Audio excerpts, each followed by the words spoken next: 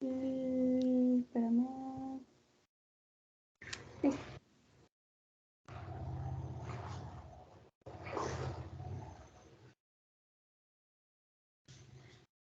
Buenas noches, querida profesora.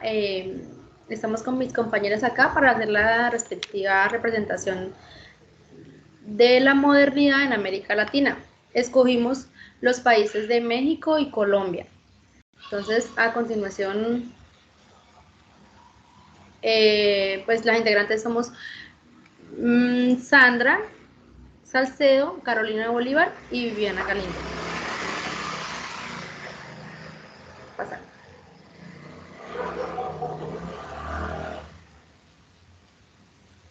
Carolina, ¿tienes en silencio el...? O sea, abortemos. No, eso es... Sigamos. Listo. ¿Seguimos? Sí, sigamos.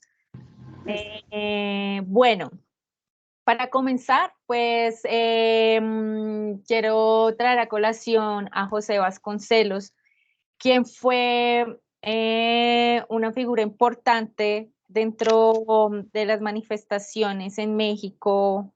Bueno, manifestaciones no, sino fue ministro de Educación importante en México, quien creía en el poder transformador de las artes y el acceso al conocimiento del pensamiento como una forma crítica de pensamiento para rescatar y conocer las realidades del entorno, que aunque él hablaba de México, esto involucra también el manifiesto y la modernidad en América Latina y cómo se evidencian todas estas expresiones y cambios en cuanto al arte, la literatura, el cine y, y donde los postulados filosóficos de lo feo y lo bello en el arte, pues ya quedaban como a un lado y hay un análisis más profundo en cuanto al arte y en cuanto a lo propio en el arte.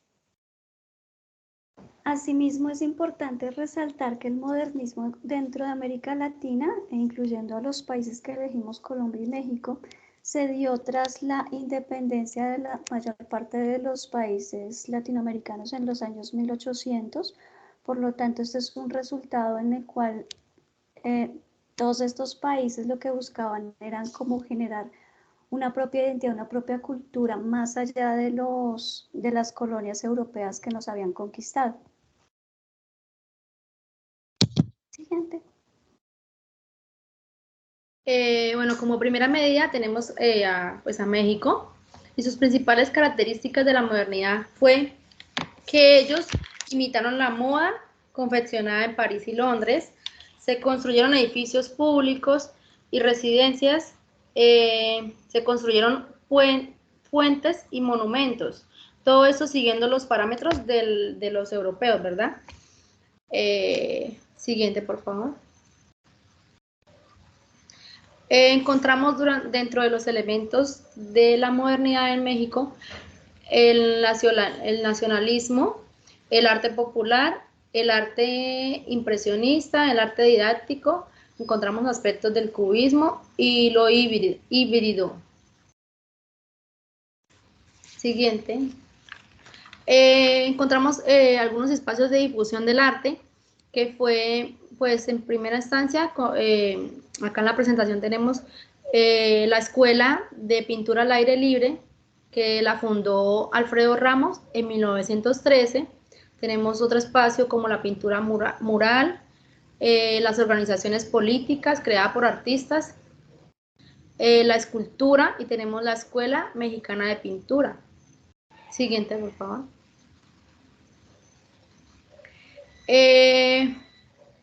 Para hablar un poco del contexto de lo que vamos a hablar y todo, tenemos que mencionar al presidente Porfirio Díaz, que dice que fue un dictador en México. Él estuvo en el año desde 1876 a 1880 y luego estuvo en 1888 a 1911. Gracias a Porfirio Díaz se podría decir que se llegó al crecimiento económico, a la industrialización de México y a la modernización. Con respecto a eso, podemos señalar o podemos decir que gracias a, sí, a su presidencia o a su paso por México, la economía creció, la industria de México, también llegaron empresas internacionales que invirtieron en las minas que se encontraban en el norte de México. En otra región, en otros lados o sitios de México, como el sur y el norte, otras compañías reestructuraron las tierras de cultivo y las hicieron más productivas, gracias al uso de nuevas técnicas agrícolas y nueva maquinaria. Y también encontramos la inversión de extranjeros que contribuyeron a la construcción de ferrocarriles. Y gracias a la construcción de los ferrocarriles se mejoró contribuyó a la mejora de las exportaciones en México. Siguiente, por favor.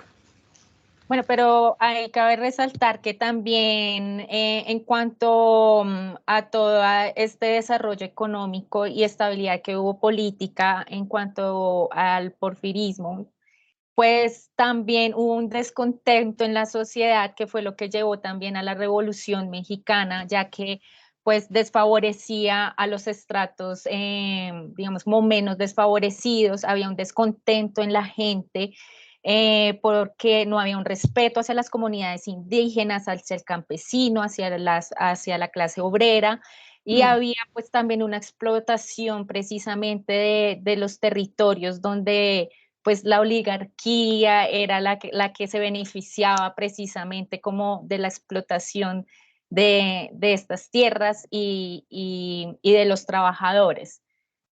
Entonces, en cuanto a esto, pues en el desarrollo de la Revolución Mexicana de 1910, hubo diferentes manifestaciones en el arte. En este caso, empezamos con el Manifiesto del Arte Mexicano, que se llamaba Los 3 llamamientos de orientación actual a los pintores y escultores de la nueva generación americana, que fue escrita por Siqueiros junto a Diego Rivera en una reunión que ellos tuvieron en Barcelona, y pues este documento hace referencia como un origen de elaboración para lo que va a ser la estética en el arte nacional mexicano, como unos postulados a seguir precisamente en cuanto a la pintura, en cuanto al muralismo. Ellos hacían como una ruptura también de la academia y traían como a colación la tradición indígena y porque esas tradiciones indígenas tenían un sentido importante para ellos como colectividad y cómo lo expresaron dentro de sus grandes pinturas, dentro de sus murales.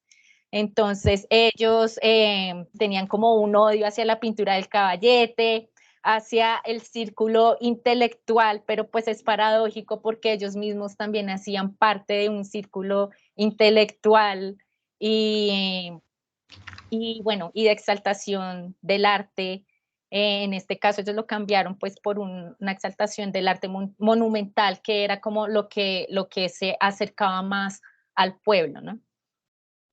Bueno, esto es como una nota, es súper interesante, del Museo de Arte Moderno, donde hay una exposición virtual de un recorrido precisamente de diferentes manifiestos que sucedieron en esa época, entre 1921 y 1958, como para pegarle una ojeadita, porque es bien bonito y es bien interesante esta etapa de la Revolución Mexicana. Bueno, en cuanto al arte de la revolución, como ya lo había comentado, uno de los sucesos más representativos de esta etapa exploró diferentes campos del arte, como lo fue el muralismo, la literatura, el cine, la música, y cómo estos incidieron no solo en México, sino también en un intercambio cultural donde se vio donde México era la influencia para otros países en el desarrollo de pintura, del arte, y cómo la revolución fue como esa parte interesante de datar como esos acontecimientos en cuanto al cine y la pintura. Bueno, algo importante es como que el muralismo que se dio en esta época con los llamados tres grandes, que eran José Clemente Orozco, Diego Rivera y David Alfaro Siqueiros. Entonces, bueno, ya Viviana nos va a hablar sobre José Clemente Orozco. Bueno, José Clemente Orozco, pues nació en 1883 y murió en 1949. Ok, esta pintura que tenemos acá de la trinchera fue pintada en 1926 y es una representación de los soldados muertos que dejó la guerra por la revolución, ¿verdad? Representan 3 soldados que se tumban o se caen sobre una roca, llevan la bandera como símbolo famoso de Revolución Mexicana y las armas que ellos pues, utilizaban para defenderse. Siguiente. Listo, aquí pues está este mural de Diego Rivera que se llama La Epopeya del Pueblo Mexicano. Esta es una pintura que fue realizada en las paredes del Palacio Nacional y pues fue un encargo que le hicieron a Diego, y pues él entró como en una contradicción en cuanto a sus pensamientos ideológicos, ya porque, digamos, como el espacio, el Palacio Nacional representaba, era el poder del Estado sobre el pueblo, pero aún así, pues él realizó esta pintura que pues tiene bastantes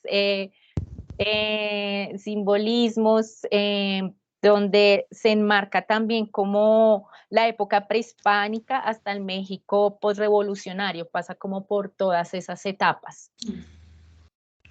Bueno, está este que es el retrato de la burguesía de David Alfaro Siqueiros, que fue también muy importante en cuanto al muralismo mexicano, y me llama más la atención como la manera como él abordaba y desarrollaba sus pinturas en cuanto al material que él recolectaba, en cuanto a fotos, material del mismo cine mexicano para cómo desarrollar y hacer un bosquejo de todas estas pinturas que él hacía. Él fue también un militante en algún momento de la revolución, y no solo de la revolución mexicana, sino también de la guerra civil española. Entonces tuvo una gran, representó muy bien como todos estos cambios de la época.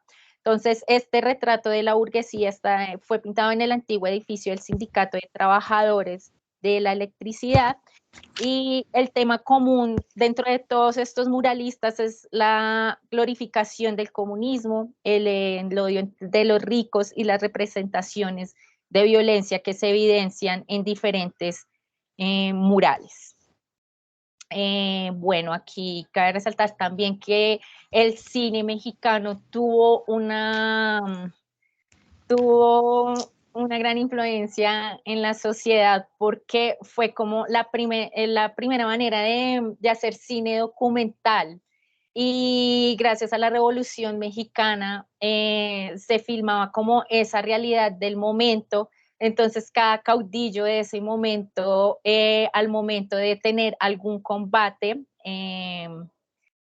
tenían también como un productor, un camarógrafo a su lado, que era la persona que iba a estar haciendo como la grabación de esas batallas en vivo. Entonces, la documentación de estas batallas en el cine inspiró también a Estados Unidos, a Europa, para también hacer como filmaciones en cuanto a este tema del cine como de guerra. Bueno, en cuanto a la literatura, también se observa como las diferentes narrativas de la violencia que son relatos ficticios, pero también son relatos verdaderos, porque, bueno, en este es que aquí sí estoy confundida porque no me acuerdo si es Mariano Azuela o Martín Luis Guzmán, que hicieron como un texto autobiográfico de su experiencia en la revolución. Entonces, estas publicaciones, que es Los de Abajo, de Mariano Anzuela, y El Águila y la Serpiente de Martín Luis Guzmán, pues aquí está esta imagen del Universal, que es un diario español, y pues ahí como dato curioso, pues dentro de la época, Martín Luis Guzmán enviaba como estos escritos al diario Universal, y ellos en España, que cada tanto hacían como una publicación en España de estos acontecimientos, de lo que él escribía en cuanto a la revolución, y era como una publicación que hacía cada tanto el periódico, acompañada de las ilustraciones como de esta figura súper icónica, importante de la revolución, que es Pancho Villa. Bueno, en cuanto a la danza y la música, también tuvo pues como esa expresión popular en cuanto a los cantos. Se desarrolló como esta llamado de la música que se llaman los corridos mexicanos, donde hablan como de todos estos procesos también revolucionarios. Hay letras y canciones que de pronto están en el inconsciente de cada uno de nosotros, que es como La Cucaracha, Adelita, y pues si uno se pone a prestarles atención a todas las letras de estos corridos de revolución, hablan precisamente de estos actos revolucionarios de la época. Bueno, ya para terminar, como esta parte de México, sé que es una imagen actual, pero que también fue como un ícono de la revolución, que fue Emiliano Zapata, y pues en el 2019 Fabián Chaires hizo como una crítica en cuanto a esa figura revolucionaria mexicana. Y pues él hace bueno, hicieron como una exposición y un encuentro de artistas precisamente para representar lo que fue la Revolución Mexicana, y él representa aquí a Emiliano Zapata como un hombre afeminado, queer, y pues que hubo una crítica grande porque él hace una crítica precisamente a esa sociedad conservadora y al machismo y a la homofobia de la revolución, y que no fue solo en la revolución, sino que se sigue presentando actualmente en México.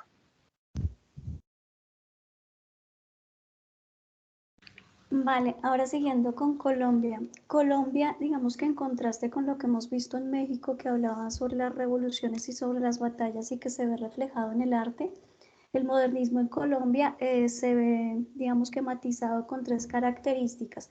La primera es el rescate de la fantasía.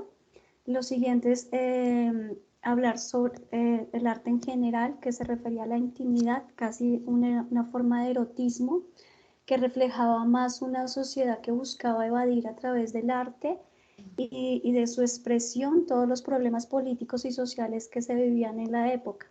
También se ve reflejado en el arte una idealización de otros tiempos, como la búsqueda de ese paraíso perdido, lo cual se ve reflejado en varias obras de arte de algunos artistas.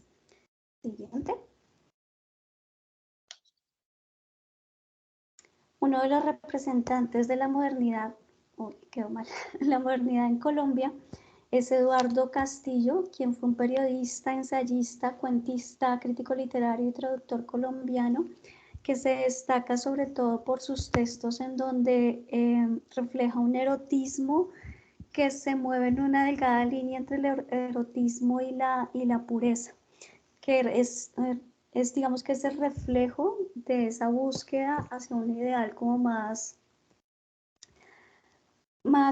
como esa evasión realmente, como la evasión que buscaba la sociedad para no hacer frente a la realidad y a los problemas sociales. Digamos que en ese momento de revolución post independencia, debido a que había muchos conflictos, lo que se buscaba a través, sobre todo, incluso más, digamos que más acentuado a través de la literatura y de la poesía como su representante, era esa evasión de la realidad a través de estas poesías mucho más ensoñadoras que evocaban otras realidades mucho más, digamos que mucho más alejadas de la realidad. Siguiente. En la literatura, entonces tenemos varios representantes, entre ellos se encuentra Tomás Carrasquilla, que nace en 1858 y muere en 1940, creo que fue un escritor destacado, y entre sus obras más representativas están En la diestra de Dios Padre, y José Asunción Silva, quien nace en 1865 y muere en 1896.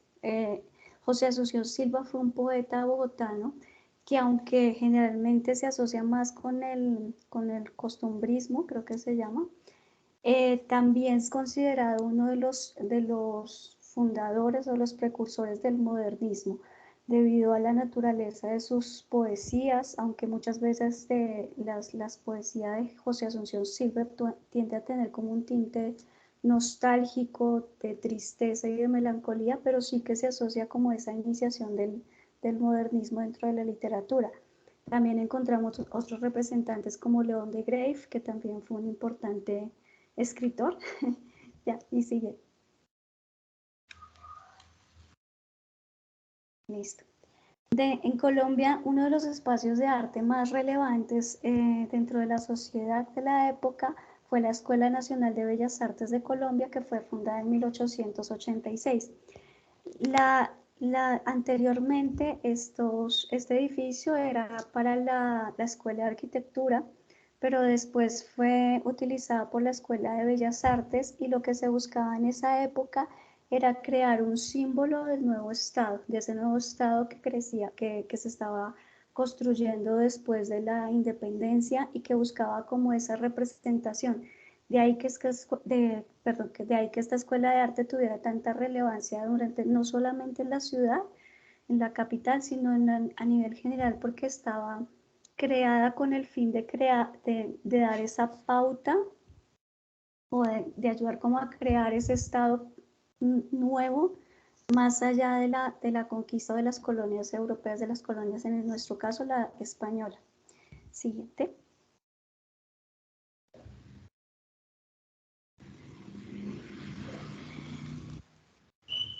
Carolina. Siguiente, por favor.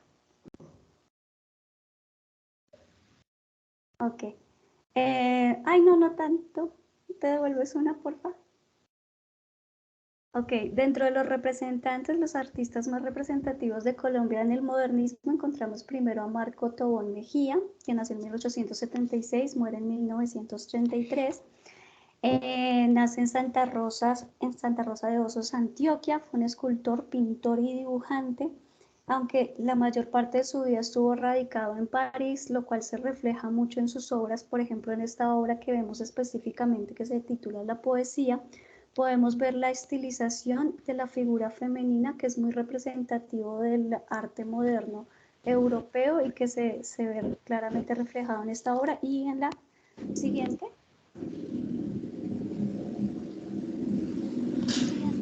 Y las siguientes dos obras, La losa sepulcral y Una placa funeraria, en las cuales también vemos esa representación femenina con las curvaturas, la estilización, la elegancia, que es tan representativa de esa época. Siguiente. Otro de los artistas colombianos importantes de la época fue el bogotano Rómulo Rosso, que nace en 1899 y muere en 1964.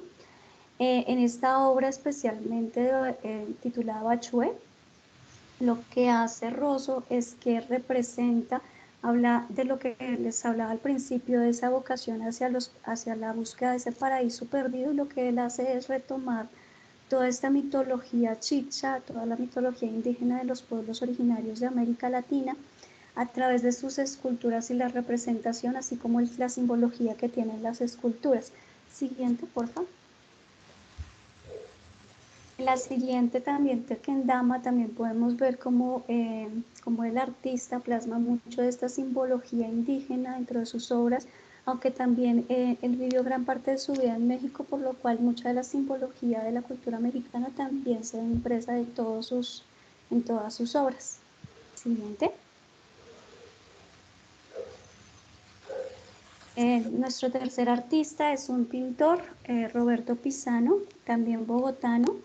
Él nace en 1896, muere a la edad de 32 años en 1929, pero también en sus obras podemos ver este carácter moderno, a pesar de que él vivió muy pocos años, pues vivió solamente hasta los 32, no pudo, digamos que, llegar a su madurez como artista. Sí se refleja en sus obras toda esta tendencia del modernismo. Además, siguiente, por favor. Acá también vemos un video, cuando tengan tiempo de verlo, no dura más de 3 minutos, que es un video de la sala de exposición de las obras. Es un video histórico, pero bueno, de hace muchos años. Y lo importante de Roberto Pisano, uno de los aportes más importantes de Roberto Pisano, fue que él estuvo involucrado en la Escuela de Bellas Artes de la Universidad Nacional, por lo que fue una figura muy importante, ya que no solamente recaudó fondos, sino que fue el quien trajo muchas de las piezas europeas para ser exhibidas en Bogotá, por lo que digamos que fue muy importante en su época por todos los aportes. Siguiente, creo que ya. Y ya, no sé.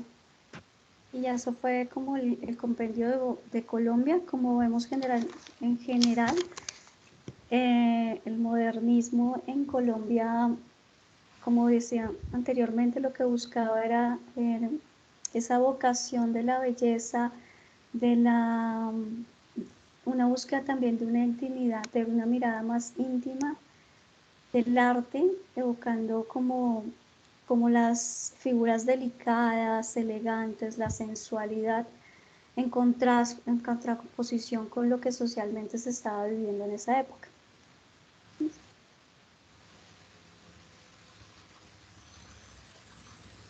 No te escuchamos, Carolina. Tienes el micrófono apagado. No. Está apagado, Sí, Caro. apagado. Ahora sí. No sé qué pasa. ¿Ahora sí? ¿Ya? Sí. Se nota esas inquietudes, pues, entre los dos países de renovar, de llegar como a las raíces también de sus pueblos, del territorio, de un reconocer el territorio y cómo a partir del arte se dan estas expresiones también donde está muy marcado lo indígena, ¿no? Y pues que es importante también como resaltar como todas estas obras que, sobre todo en Colombia, como que no hay un mayor conocimiento de lo que fue esta etapa y también pues ver y explorar como todos estos cambios y toda la influencia que tuvo México para el mundo, porque también se vuelve un tema súper amplio y que pues en un tiempo tan corto como para abarcar como tantas cosas que se escapan por ahí. Entonces, nada, la invitación está pues que dentro de esta presentación pueda como indagar como todos estos videos y como estos datos curiosos que apoyan como esta exposición y el disfrute también de poder argumentar y de poder sustentar la modernidad de estos dos países. ¿No? Entonces, muchas gracias. Muchas gracias a todas.